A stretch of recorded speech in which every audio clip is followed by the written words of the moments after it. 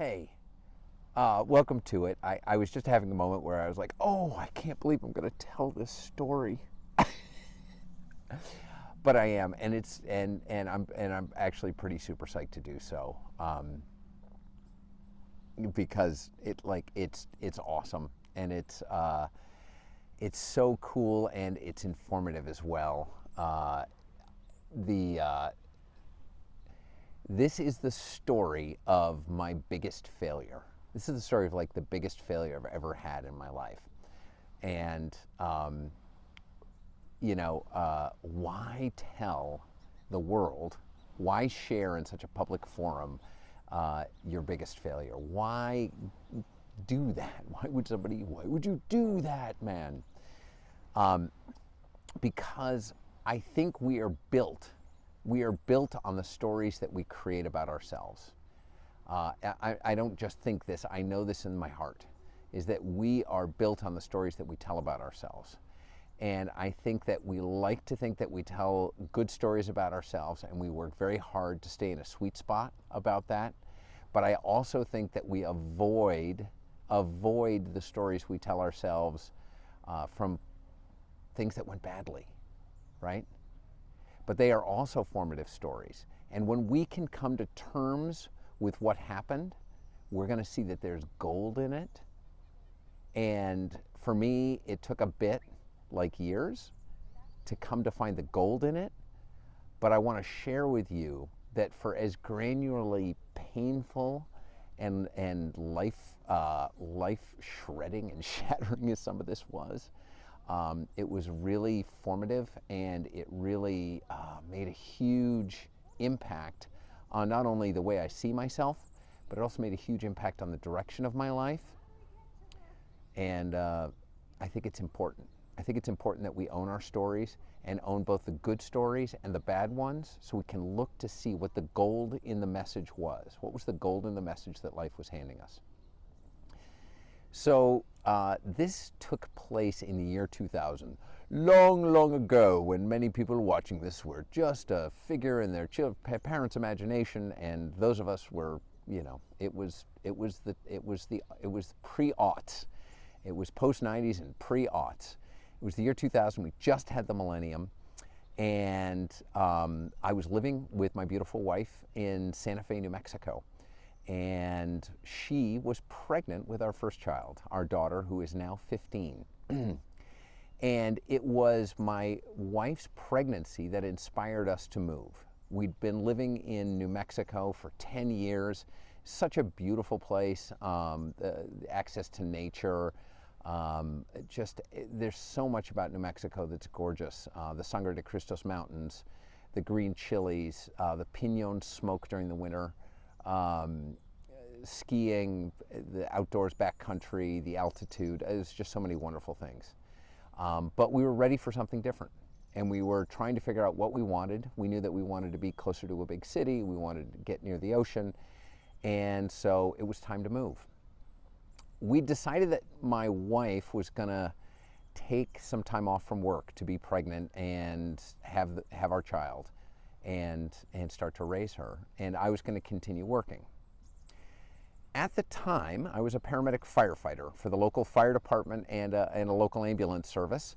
And I was also I had been the chief operating officer for an ambulance service. I was a highly certified paramedic. I'd gone through all these special certifications within the state of New Mexico, and I had a fair bit of experience, and I was pretty good at my job. And I thought getting a job would be super easy. I really did. I thought it would be super easy. I thought I'd be able to go into surrounding states, into some of the states we were looking for, in the West Coast states, and just find a job. And when I decided to look for a job, I also made a pretty bad decision, and I decided not to tell my coworkers. So again, I worked for two different services, and in both services, I did not tell them that I was looking for a job outside of the state. I was really fearful of them judging me and feeling like I'd betrayed them. by leaving. The thing I know about emergency services workers is we work under such high stress situations and so many hours together. It's almost like a close-knit family, a little bit of a dysfunctional family, but like any work family, and that we're close-knit folks.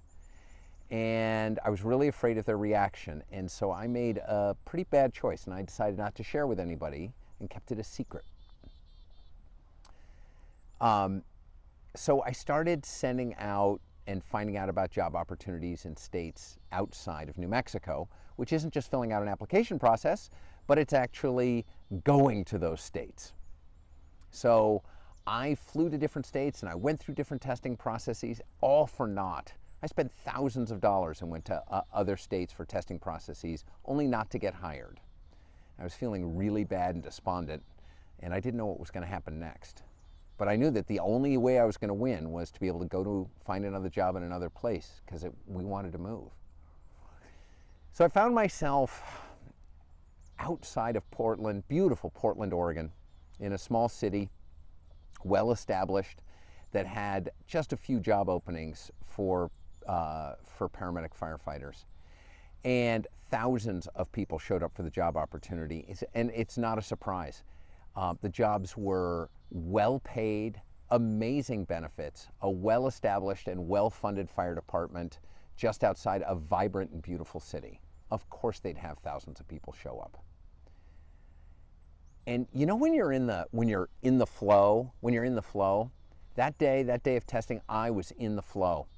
I showed up for testing. Testing went for like a breeze. We went through the interview processes, and they all ended up with big smiles and handshakes and thanks for coming in to test with us. And I just felt like everything I did and everything I said just was perfect. A week later, I got the call. They were offering me a job. They invited me to fly out with my wife to find a place to live and to fill out all the rest of the administrative paperwork and do some final blood work and some trainings and some other stuff so I could start my new life and my job. So I arranged the time off and we flew out. We met with real estate agents. We started to picture ourselves living in this beautiful, vibrant city, and we did what we needed to do. So they had me do this battery of tests, including, things like, sensitivity training and filling out administrative paperwork for working for a big city, and blood work and all this other stuff. And they said, hey, after you finish the blood work, we got a couple other things for you to do, but we want you to pop over. We need you to have a standard, quick 30-minute conversation with a staff psychologist. Actually, it might have been the psychiatrist.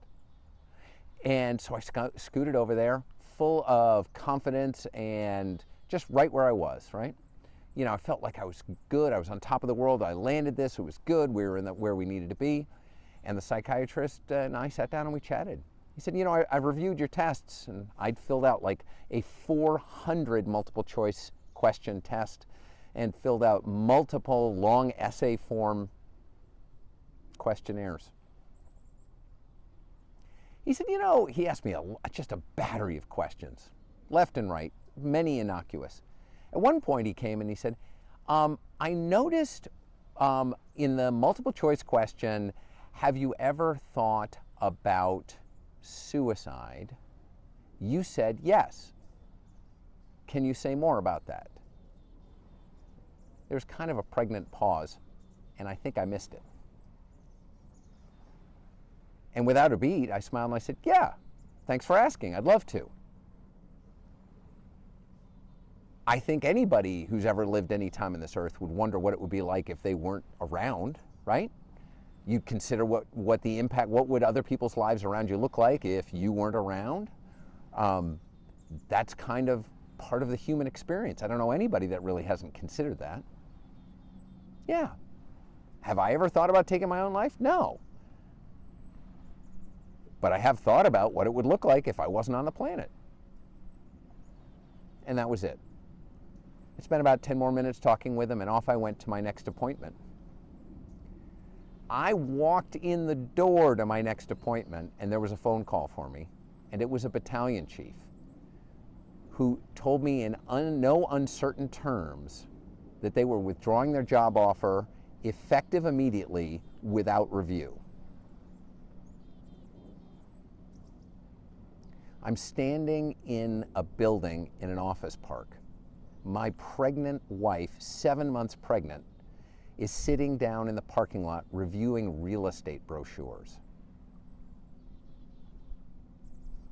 And I have to go down and tell her that as a result of my psychiatric interview, I was no longer considered fit for the job that I had trained my entire life for. I was devastated.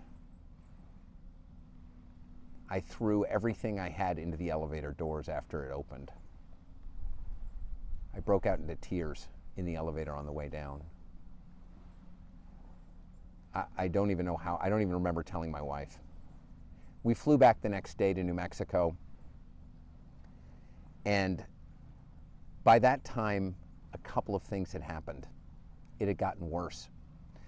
I'd left a letter on a work computer that reflected my job search that some of my coworkers found. And my worst fear, that they would feel betrayed, now they really did feel betrayed, and with good reason.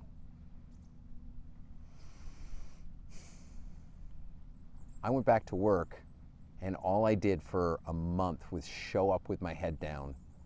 I do my job every day, and then I go home. I drank too much, I slept too much, I watched too much TV. I didn't want to, I just felt like it was all over. There I was, and I didn't know what was next. After about a month, a friend and coworker of mine forced me, and she had to force me, to sit down with her and talk it out. And we did. I told her everything. I told her all my fears, all my mistakes. Like the idea of mentally unstable, psychologically unfit. That's my worst nightmare. I think it's a lot of people's worst nightmare. I told her the whole thing. She took a deep breath, and she looked at me right in the eyes, and she said, "Hey, Charlie, you know what? You know what mistake you made? You just made one." And I said, "What do you mean I just made one?" She goes, "You told them the truth. You told them what was an accurate reflection of what you think, an accurate reflection of the way you see the world. You told them the truth. They're not interested in the truth. They're interested in people who fit into boxes. They are interested in square pegs that fit into square holes. They are uninterested in any other shape. And it is much easier for them to brand a shape that doesn't fit their square hole as mentally unfit or unstable than it is to consider that there might be more than one way of looking at the world. The only mistake you made was being yourself, being authentic, being transparent, and telling the truth. You psycho." We busted up laughing. It was the first laugh I'd had in over a month.